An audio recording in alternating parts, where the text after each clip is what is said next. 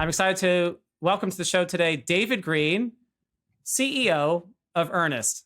And as many of you may know, I was previously at Earnest as their first product management hire. That's where I met David. David's back at Earnest now as their CEO. David, welcome to the show. Yeah, super excited to be here. All right. So when we worked together at Earnest was not even in the student lending business.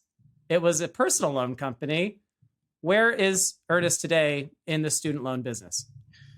Yeah, so we, as of this year, we've taken over the #1 spot from SoFi in student loan refinancing, which I think is super exciting for us.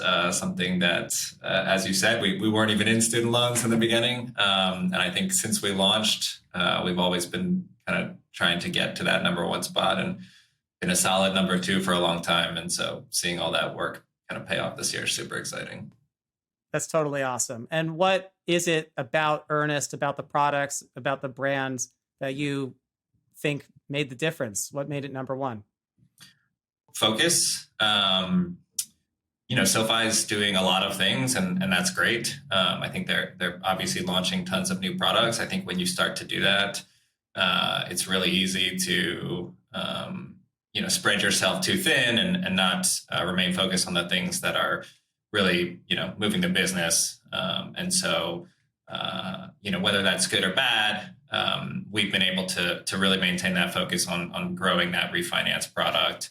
And just by doing that, have been able to make steady gains each year. And then I think that it kind of all started to pay off this year. So you're #1. What's left? I mean, you're done, right? Like you've achieved the goal. Why would, if someone joins today, are they just there to like defend the fortress, or what is the light at the end of the tunnel now? What is the big exciting plan? Yeah, we're just gonna all take naps. Hey, I could use one of those. Where do I sign up? I think we all could.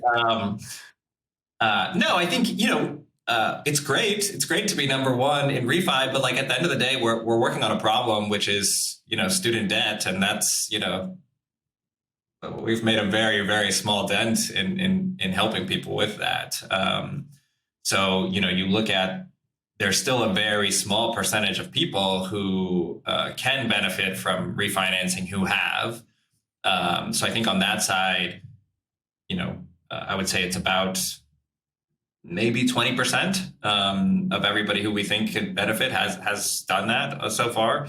And so getting that out there, it's the best way for people to pay down their loans faster and get out of debt. So I think really accelerating the distribution is hugely important. And so being #1 is cool, but like until everybody's done it, there's a long way to go. Huge amount of latent demands, exactly. Non-consumption. What can you tell us? You have a really exciting vantage point into the behaviors and decisions, the ethos, the vibe, the perspective of a very important demographic.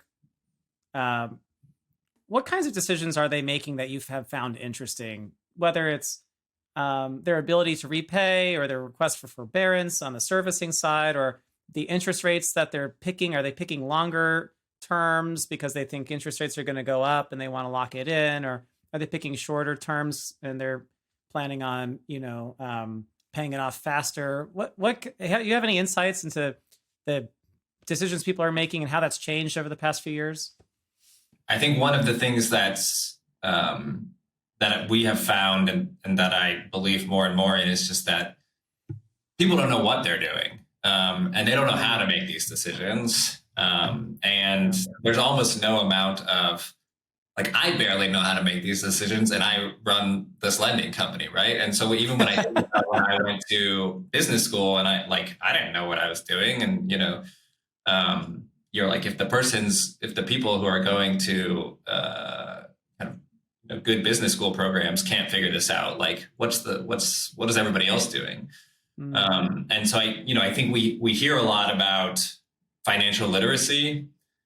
And I think at its very basic level, there's something to do there. Like if you know nothing about, interest and debt and how everything works. I think some of that is useful, but for the most part, like we need to guide students to make better decisions and help them with that versus give them all the information and then ask them to make the right decision.